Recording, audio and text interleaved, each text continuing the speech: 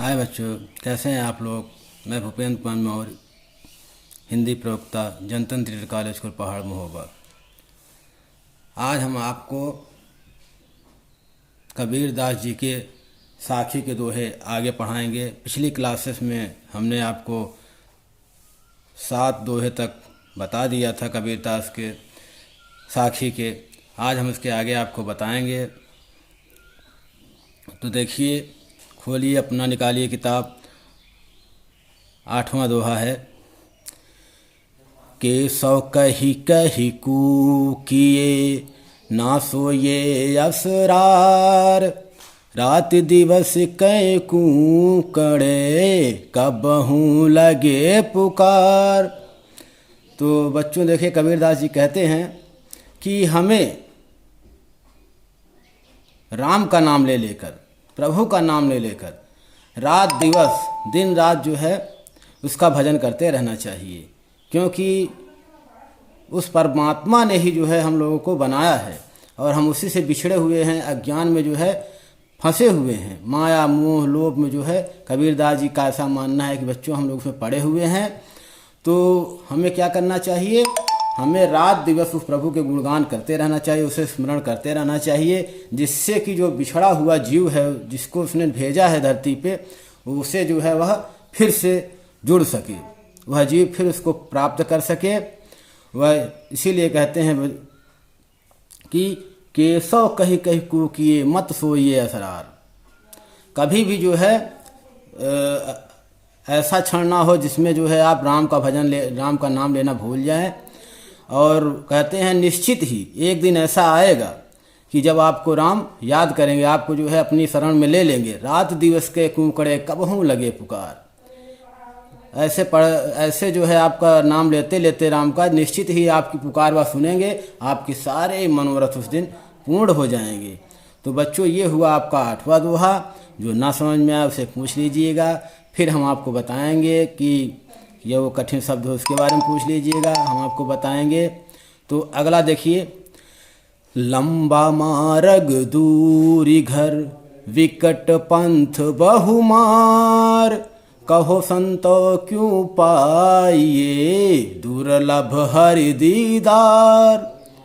तो कबीरदास जी आगे कहते हैं कि भगवान का घर, प्रभु का घर बहुत दूर है, बहुत लंबा है, जो है आसानी से नहीं पाया जा सकता है। बड़े कठिनाइयों के साथ जो है हरि के दीदार होते हैं, प्रभु के दर्शन होते हैं। इसलिए हे जीव, जो है हमेशा जो राम का भजन करते रहो, हमेशा जो है उस मार्ग को तलाशते रहो जिस लक्ष्य पे तुम्हें प्राप्त करना है। अपने लक्ष्य को प्राप्त करने के लिए तुम्हें निरंतर जो है प्रयास करते रहना चाहिए।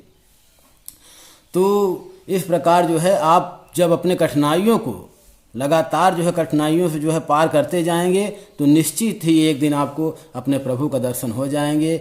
आप जो बिछड़े हुए हैं परमात्मा से, आप उस परमात्मा में विलीन हो जाएंगे, मिल जाएंगे।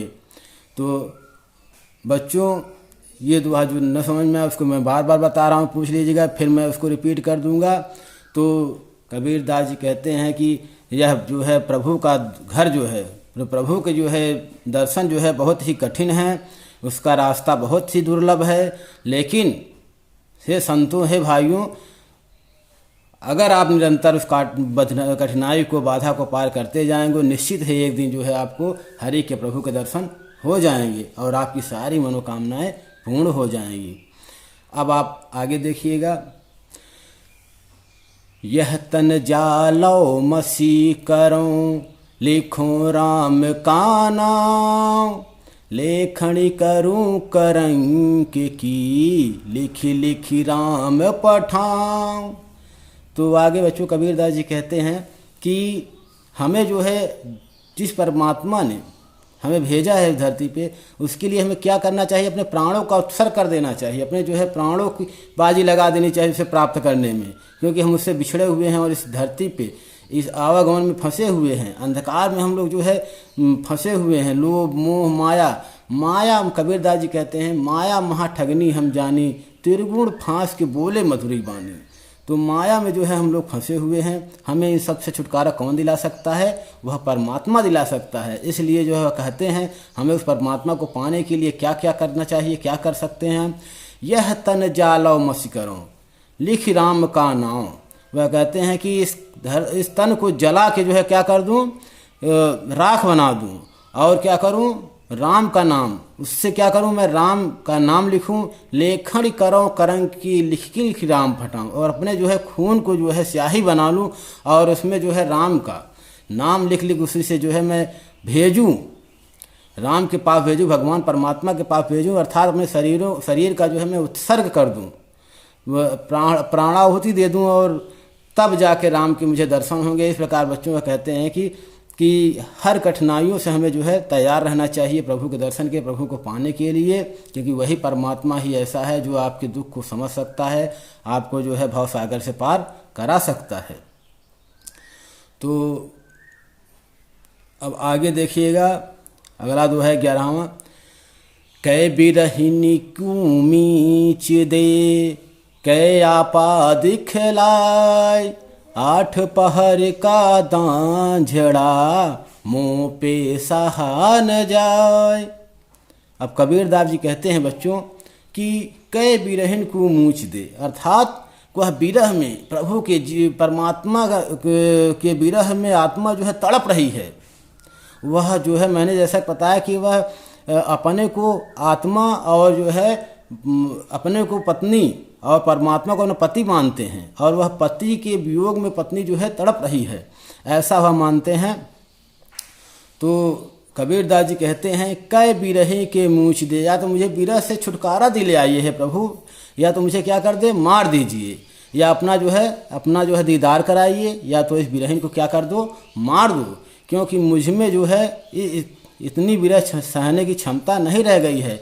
8 पहर का दाझड़ा मुँह पे सहा न जाए, मुझे यह 8 पहर का दुख बिल्कुल भी सहा नहीं जा रहा है प्रभु, मुझे जो है अपने दर्शन दीजिए, मुझे अपने शरण में ले लीजिए, मुझे भव सागर से पार कराइए। तो बच्चों इसका अर्थ हुआ ये। अब जो है आप 12वां दोहा देखिए। कबीर रेख सिंदूर की, काजल दिया न जाय, नैनु रमैया रमी रहा, दूजा कहाँ समाय। तो अगले दोहे में वह कहते हैं कबीरदास जी, कबीर रेख सिंदूर की, काजल दिया न जाए। जिस प्रकार जो है सिंदूर की रेख पे सिंदूर देने के बाद उसमें काजल नहीं लगाया जा सकता है, उसी तरह कबीरदास जी कहते हैं मेरे तो सिर्फ राम हैं, मुझे तो सिर्फ परमात्मा से मतलब है, मेरे आँखों में सिर्फ वह राम समाया हुआ है, उसके अलावा जो है कोई उसमें स्थान नहीं पा सकता है। मैं और किसी की दीदार नहीं करना चाहता हूँ, सिर्फ मुझे राम से मतलब है, मेरे परमात्मा मेरे पति से मुझे मतलब है। तो कबीरदास बच्चों अपने समय में जो है बहुत ही विख्यात हो गए थे, और जो है ऐसा कहा जाता है उनके मृत्यु के बाद हिंदू और मुस्लिमों संप्रदाय में लड़ाई हो गई, और जो है ऐसा जनश्रुति के अनुसार ऐसा है कि जब मरने के बाद वह जो है फूल में परिवर्तित हो गया उनका शव, और जो है उन्होंने आधा आधा करके सब बांट लिया था। और एक कहावत ये भी है बच्चों की जो है वह वैदिक बातों को खंडन करने के लिए, जैसा कि माना जाता था उस समय काशी में जो है मरने पे स्वर्ग की प्राप्ति होती थी, इसी को जो है नकारने के लिए वह मगहर में चले गए थे, और वहाँ पे अपने शरीर को उन्होंने त्यागा था। तो इस प्रकार बच्चों वह जो है कर्मकांड के घोर विरोधी थे, लेकिन इनके काव्य में आप जो है पाएंगे हिंदू अद्वैत दर्शन और बहुत से जो है वेदों के वाक्य मिल जाते हैं। तो बच्चों आज के लिए इतना पर्याप्त है। अब कबीरदास जी के जो है दोहे में आप दोहे के लक्षण जानते ही हैं। तो बच्चों आज के लिए इतना काफ़ी है। घर पर रहें, सुरक्षित रहें, सावधान रहें, बाहर जाने से बचें, अपने हाथ को बार बार साबुन से धोते रहें, बहुत ज़रूरत पड़ने पर ही बाहर निकलें, मास्क लगाएं, और आरोग्य सेतु ऐप लोड कर लें, जिससे आपको जो है पल पल की खबर मिलती रहे कोरोना वायरस की, कोविड-19 की। ठीक है, आगे कल पढ़ाएंगे आपको।